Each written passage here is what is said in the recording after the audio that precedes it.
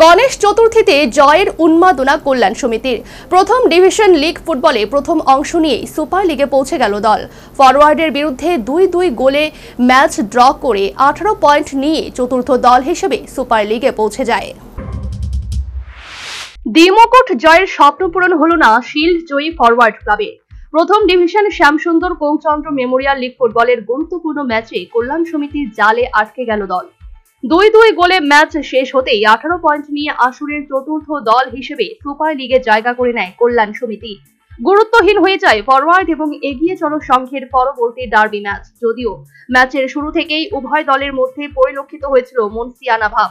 12 মিনিটে counter attack থেকে রোহিত সিং ফরওয়ার্ডের জাল নাড়িয়ে দিয়ে কল্যাণ সমিতিকে এগিয়ে দেয়, কিন্তু 1 মিনিটের মধ্যে ক্লিংটন সেই গোল পরিশোধ করতে সমতা ফিরে আসে ম্যাচে।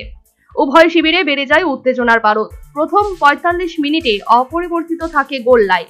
বিরতির পর উভয় শিবিরে দুটো পরিবর্তন এনে রণনীতিতে নতুন ছক কষে দুই দল, যার কারণে 75 মিনিটে বিশ্বমানের গোল করে শান্তা মিলস ফরওয়ার্ডকে এগিয়ে দেয়।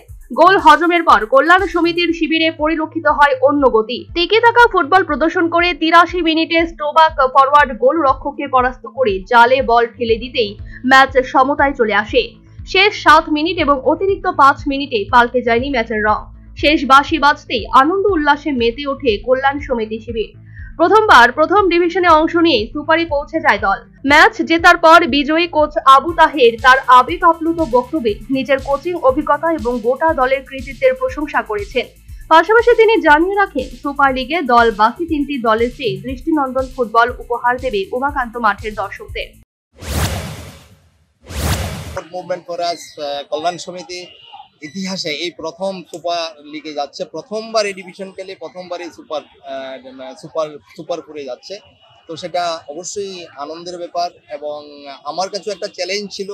আমি সদ্য বি লাইসেন্স নিয়ে আগরতলা এসেছি এবং একটা ছোট ক্লাবকে কোচিংয়ের দায়িত্ব নিয়েছি এবং সেটাকে যে এমন জায়গায় তুলে ধরতে পেরেছি প্লেয়ারদের সহযোগিতা এবং আমাদের ক্লাব কর্মকর্তাদের সহযোগিতা, really it's a proud moment for me. Credit goes to the players. খুব ভালো খেলেছে আমার টিম, পুরো টিম। কারণ আমাদের যে রেজাল্টটা হয়েছে সেটা হওয়ার কথা না। আমাদের যে অনেকগুলো ওপেন চান্স এবং মিডফিল্ড খুব জমজমাটে ছিল, ভালো আমরা সুযোগ নষ্ট করেছি, অনেকগুলো সুযোগ পেয়েছি, কিন্তু আমরা একটা গিফটেড গোল, সুইসাইড গোল, রোনাল্ডো যেটা সুইসাইড গোল করলো, সেটা না হলে আমাদের ব্যবধান আরও বাড়তো। শেষ মুহূর্তে একটু টেনশনে ছিলাম, ম্যাচটা না আমরা হেরে যাই। তারপরেও বলবো টিম খুব ভালো খেলেছে।